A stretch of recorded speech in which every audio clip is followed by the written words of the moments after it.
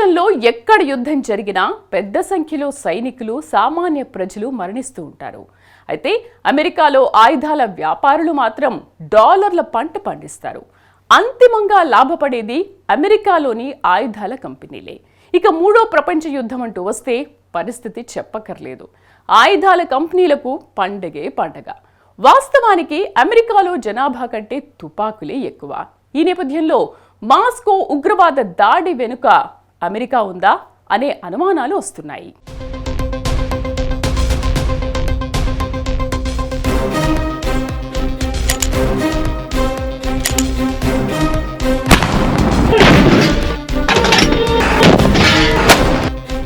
మాస్కోలో తాజాగా జరిగిన ఉగ్రదాడికి అమెరికాకు సంబంధం ఉందా? ఈ ప్రశ్న ఇప్పుడు తెరమీదకొచ్చింది. రష్యాపై దాడి చేయడంతో పుతిన్కు బాగా ఆగ్రహం వస్తుందన్నది అమెరికా భావించింది. దీంతో ప్రతీకారంగా రష్యా యుద్ధం ప్రారంభిస్తుందని అగ్రరాజ్యం అంచనా వేసినట్లు చెబుతున్నారు అంతర్జాతీయ వ్యవహారాల నిపుణులు. ఈ నేపథ్యంలో మూడో ప్రపంచ యుద్ధం వస్తుందన్నది అమెరికా అంచనా అంటున్నారు నిపుణులు.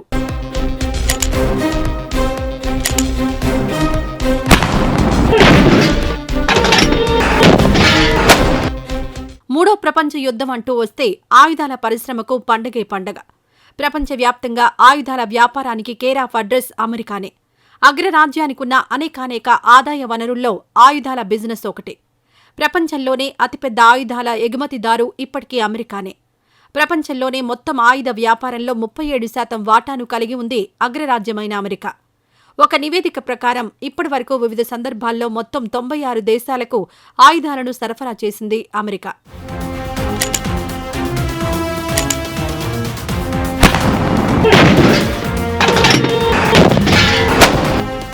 ప్రపంచంలో ఏ రెండు దేశాల మధ్య యుద్ధం వచ్చినా అమెరికా ఆయుధాల పరిశ్రమకు డిమాండ్ పెరుగుతుంది. ఇది అన్ని దేశాలకు తెలిసిన విషయమే. యుద్ధంలో ఉన్న రెండు దేశాలు ఒకరికి తెలియకుండా మరో దేశం అమెరికా ఆయుధాలను కొనుక్కునేవి. ఇదే ఛాన్స్ అంటూ ఆయుధాల వ్యాపారులు ఎడాపెడా ధరలు పెంచుతారు. ఒకవైపు యుద్ధంలో సైనికులు మరణిస్తుంటే మరోవైపు అమెరికాలో ఆయుధ వ్యాపారులు డాలర్ల పంట పండించుకుంటారు.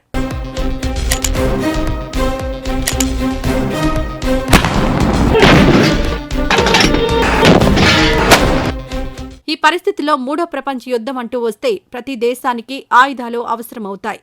ఆయుధాల్లో ఎప్పటికప్పుడు లేటెస్ట్ మోడల్స్ వస్తుంటాయి. పాత మోడల్స్ పనికి రాకుండా పోతుంటాయి.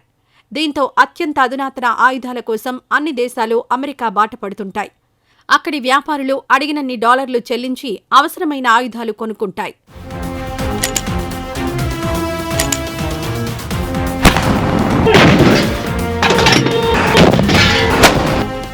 అమెరికాలో తుపాకీ తయారీ లాబీ చాలా శక్తివంతమైంది. నేషనల్ రైఫిల్స్ అసోసియేషన్ పేరుతో తుపాకీ లాబీకి ఒక సంఘం కూడా ఉంది.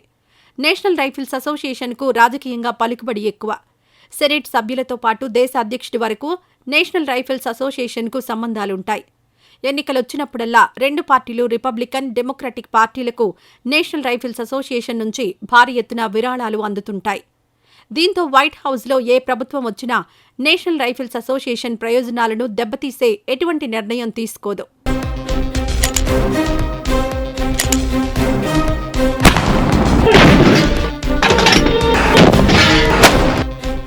ఏమైనా మూడో ప్రపంచ యుద్ధం అంటూ వస్తే ముందుగా అమెరికా లాభపడుతుంది. ఇందులో రెండో అభిప్రాయమే లేదు. అమెరికాలోని ఆయుధాలు అమ్ముకునే కంపెనీలకు డాలర్ల వర్షం కురుస్తుంది. దీంతో మాస్కో దాడి వెనుక అమెరికా ఉందన్న అనుమానాలు బలంగా వినిపిస్తున్నాయి.